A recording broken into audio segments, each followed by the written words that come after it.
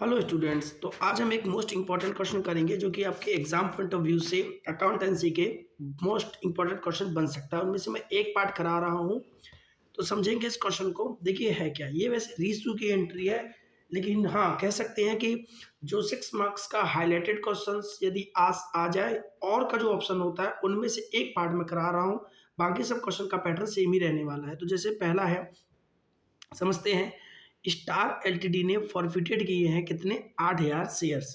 100 रुपये का एक है बेटा, 10% का उस पर प्रीमियम है। नॉन पेमेंट है, देखिए अलॉटमेंट पे जो कि है 40 रुपये का, उस पर इंक्लूडिंग है प्रीमियम, मतलब कि अलॉटमेंट कितने का है, 30 रुपये का है। एंड फर्स्ट कॉल 30 रुपये का है, और जो सेकंड कॉल बोल रखा है वो 20 रुपये का है। और बोल रखा है second call was not yet made, मतलब कि जो सेकेंड एंड फाइनल कॉल है वो अभी तक मंगाई नहीं गई है। Out of these 6,000 share were reissued. अब हुआ क्या है, देखिए 8,000 शेयर उसने क्या किए हैं, जैसे कि मैं थोड़ा समझाना चाहूँ आपको। तो 8,000 शेयर फॉरफिटेड किए हैं, लेकिन उसमें से 6,000 क्या किए हैं, इशू किए हैं, मतलब कि पूरे पूरे शेयर इशू नहीं किए गए हैं। ठीक है, तो समझते हैं होगा क्या।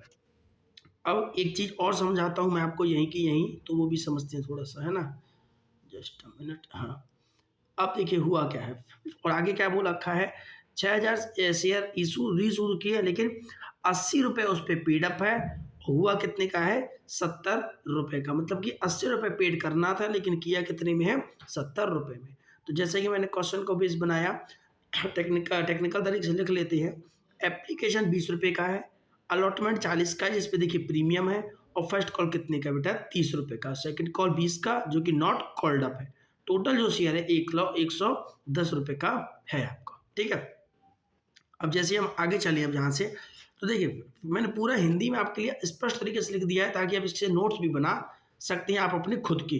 ठीक है, तो जैसे कि हम समझते हैं। अब देखिए सबसे पहली एंट्री क्या होती है, फॉर फीचर की। मैंने जो एंट्री की है, जो सबसे पहली वाली, वो की है फॉर फीचर की।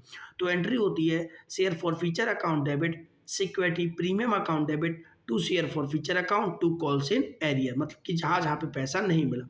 चाहो तो आप इसको डायरेक्ट कॉल इन एरियर लिख दीजिए, अदरवाइज जहाँ जहाँ पे पैसा नहीं मिला, बीच में से एक तो अलॉटमेंट पे नहीं मिला और एक फर्स्ट कॉल पे नहीं मिला। ठीक है, ठीक है।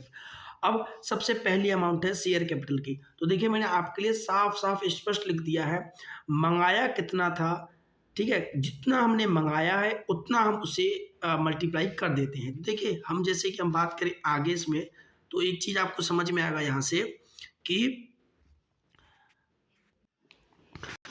तो देखिए फिर मैंने क्या किया है इसमें, जैसे बोला ना कि मंगाया कितना था। तो मंगाया कितना है, हमने हमने जो मंगाया है, जस्ट मिनट ना, मैं आपको क्लियर करता हूँ यहाँ से। हाँ, अब देखिए मंगाया कितना था का कहने का मतलब था, देखिए हमने सेकंड कॉल तो की नहीं है उनसे, हमने एप्लीकेशन, अलॉटमेंट और फर्स्ट कॉल यहीं तक तो कॉल अप किया है। तो देखिए 30 रुपये का ये, 30 रुपये का ये, और 20 रुपये का ये, 30 का ये, क्योंकि इसमें प्रीमियम इंक्लूड है, तो प्रीमियम हटा करके 30 का ये, तो टोटल हो गए 80। तो 8,000 शेयर हमने फॉरफिटेड किए, उसके 80 रुपये हमने उससे मंगाए, तो देखिए 6,40,000 का तो ये हो गया। 10 रुपये का सिक्योरिटी प्रीमियम है, 8,000 पे सिक्योरिटी प्रीमियम, 80,000 का ये हो गया हमारा। वहीं फॉरफिटेड। अब रही बात फॉरफिटेड की, तो जो नहीं दिया है, जो दे दिया है, वही तो आप क्या करोगे, उसको फॉरफिटेड करोगे।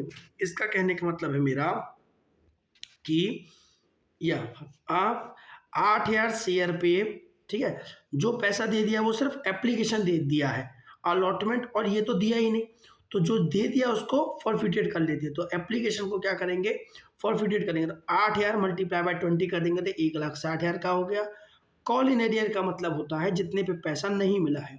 तो 8,000 शेयर पे कितने पैसे नहीं मिले, 40 का तो भैया ये नहीं मिला, और 30 का ही नहीं मिला, मतलब टोटल हमको 70 रुपये नहीं मिले हैं। तो क्या हो जाएगा, 8 सिक्जा ये हो जाएगा, तो कितना हो जाएगा, 5,60,000 हो जाएगा आपका। ठीक है, ये तो रही बात आपकी किसकी, फॉर फ्यूचर की एंट्री।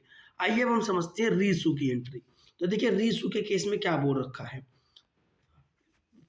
रीसू के केस में बोल रखा है कि अभी देखा ना, 8,000 में से 6,000 इशू किए हैं। तो देखिए 6,000 इशू किए हैं। अब एक वर्ड मैंने आपके पास में लिख दिया है, 80 पेड अप है, मतलब कि 80 पेड करना है, लेकिन 70 पेड किए हैं, मतलब कि क्या कह सकते हैं, 10 रुपये के डिस्काउंट पे इशू किए हैं।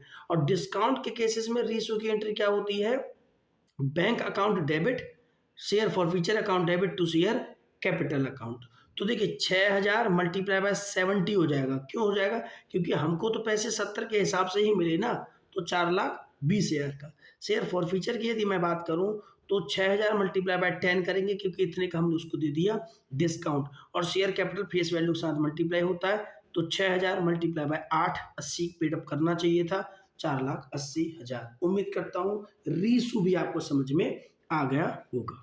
अब आ जाते हैं आपका मेन मोस्ट इंपॉर्टेंट पार्ट जो कि है शेयर फॉरफीचर से, कि अब सॉरी जो पैसा है अमाउंट कैपिटल रिजर्व में डालेंगे उसकी, तो उसकी एंट्री होती है share capital account debit to capital reserve account. अब देखिए पूरे शेयर तो रीशू नहीं किए हैं, ठीक है, तो कह सकते हैं कैपिटल रिजर्व में पूरा पैसा तो आएगा नहीं, डिस्काउंट वाला केस है। तो डिस्काउंट वाले केस में क्या करते थे, यदि आपको याद हो तो ये जो पहला फॉर फीचर था आपका, मतलब कि ये जो वाला फॉर फीचर दे रखा होता है, ये वाला, जस्ट अ मिनट ना, ये वाले में से क्या करते थे, इस वाले फॉर फीचर को हम क्या करते थे, माइनस करते थे, तो आंसर आ जाता था।